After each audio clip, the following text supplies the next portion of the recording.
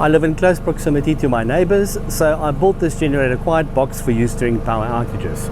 And it is so quiet that I can now stand right next to it while it is running, and you can still clearly hear me speaking at normal listening level. How did I do this? Well, this quiet box is a secret, so stay tuned until after the intro to find out what it is. Here in South Africa where I live, we have what we call load shedding. This is regular scheduled daily power outages and can range from 2 to 8 hours per day.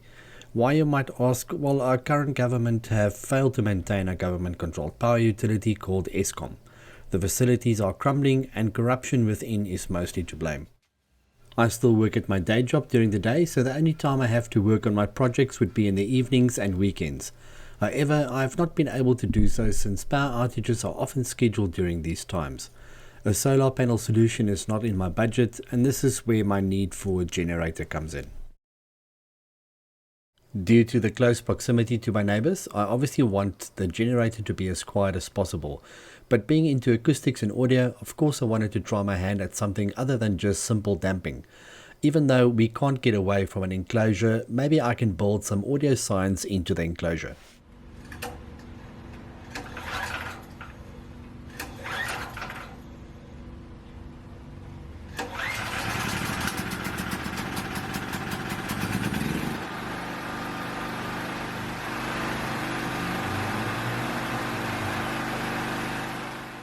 After starting up the generator, I'm using a real-time analyzer app on my phone to measure the frequencies that the generator produces.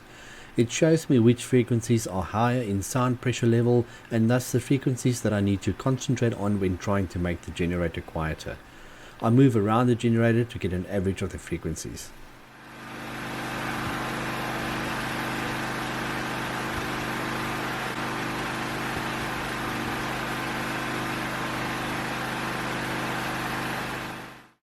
Looking at the blue plot, we see that most of the problematic frequencies reside in the lower registers centering around 60 Hz, and also some of the mid frequencies centering around 1 kHz. Beyond about 2 kHz, it starts to drop off a bit. Now, higher frequencies are easier to damp with a simple absorption material such as glass fiber wool or similar, but the lower frequencies with longer wavelengths are more difficult. You will need a very thick layer of absorption material to dampen these, and it can quickly become impractical. More effective are very heavy and dense materials that is very effective at absorbing sound waves, but again this can become impractical. Whilst doing some more research on the matter, I came across an interesting implementation of Helmholtz resonators at the Cape Town International Airport. The ceiling of the airport is constructed of many pipes that have been tuned to counter the noise made by airplanes landing and taking off from the runway. The result is a much quieter airport terminal on the inside. I will put a link in the description below of a short project description of the roof structure and some of its design. But what is a Helmholtz resonator? This is how Wikipedia describes it. Helmholtz resonance is a phenomenon of air resonance in a cavity, such as when one blows across the top of an empty bottle. The name comes from a device created in the 1850s by Hermann von Helmholtz, the Helmholtz resonator, which he used to identify the various frequencies or musical pitches present in music and other complex sounds. In the card top right is a link to an interesting video explaining in more detail. Even though we can't really reduce volume with the use of a Helmholtz resonator, we can use it to absorb certain frequencies by tuning the resonator to our problematic frequencies.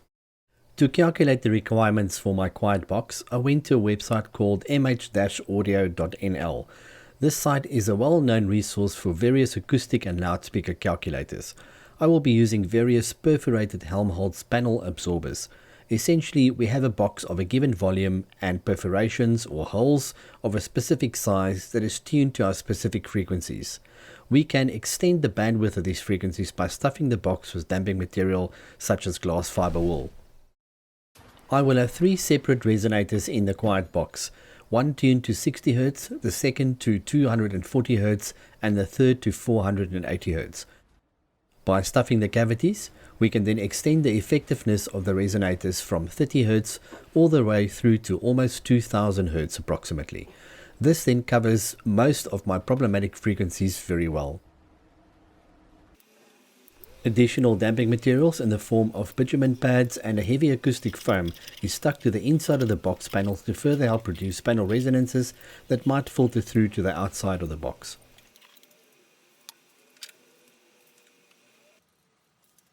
Of course, the generator when operating will get hot, so good airflow from the outside through the box is necessary.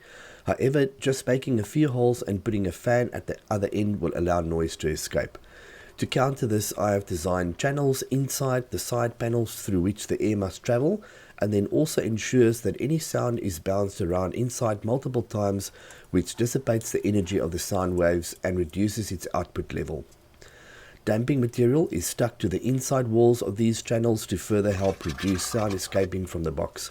Essentially, it acts like a silencer box in the exhaust system of a car. The fan on the exhaust end can push about 1100 cubic meters of air in 1 hour, which is more than enough to keep a good airflow through the box. Exhaust fumes from the generator is routed through a flexible stainless steel pipe to the outside via this insulated fitting. I could add another exhaust muffler to this exit, since this now remains the loudest of the sounds you can still hear. However, it does not seem like the gain will be worth it in my opinion, considering that it is already rather quiet. So in conclusion, did this work? Judging by how quiet this box is, I will say it works rather well. Besides the Helmholtz resonators, which only addresses problematic resonating frequencies and counters them, the most important thing to remember when building a generator quiet box is to make sure that it is as airtight as possible and the box panels do not resonate. So weight and sealing the joints are very important.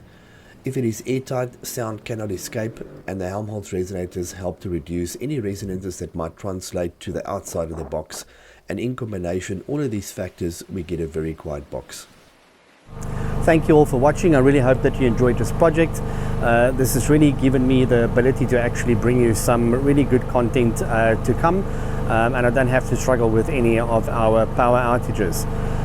So if you want to support my channel further, please go to Instagram at SoundBlab, where I do some regular updates. You can also support my channel further by becoming a patron or joining via YouTube membership.